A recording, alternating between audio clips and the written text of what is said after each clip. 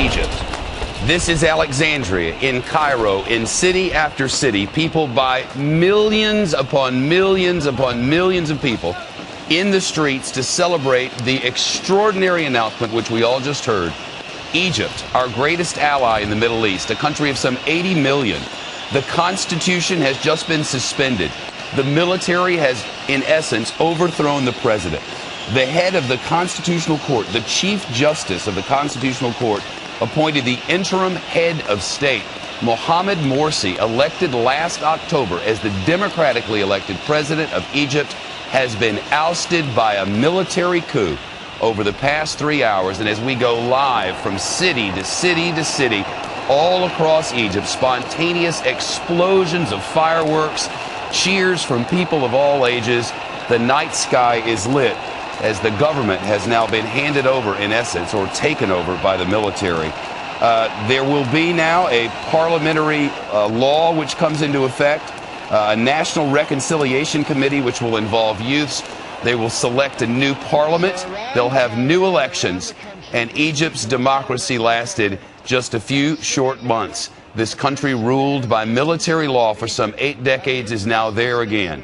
And in one of the most difficult regions on all the earth, where the United States has some of its most pressing foreign policy concerns, there is upheaval.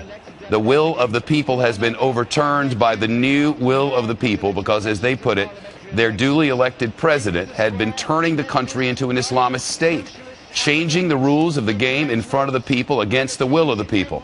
And now the people's military has come in and taken over. Imagine something of this nature at the White House. It is, in essence, what has happened today in Cairo. We're getting coverage with cameras all over the country with the help of our sister network Sky News for the United Kingdom and Europe. Let's listen in. Pro-Morsi demonstrations and sample some of the atmosphere there.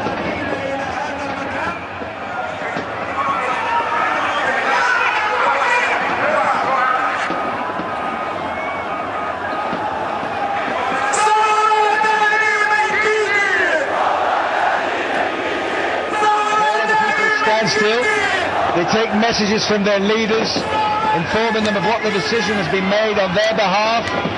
The fact that their leader that they elected 1 year ago was taken aside by the military leaders here in Egypt at 7 o'clock local time and quietly told that the game was up, that he wouldn't engage in a national dialogue guided by the armed forces, that he hadn't done the job that they expected of him, that in the last 6 months he'd started pounding an agenda that many people felt was unacceptable, and now they have to accept that that is over.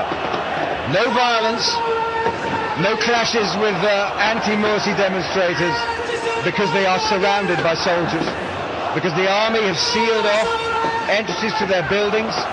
They've put barricades around the areas where they've been protesting. They have locked them down so that they have to take the news and soak it up and maintain peace on the streets of Cairo. All they can do now is listen to the protestations of their own leadership.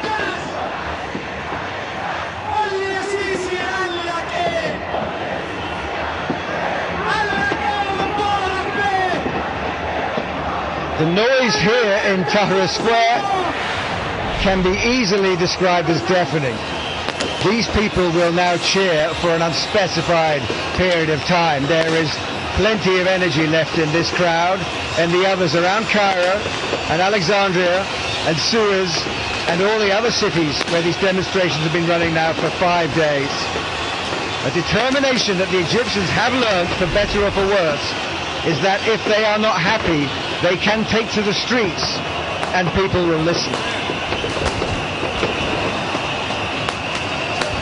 Egyptian politics has never seen anything like this before.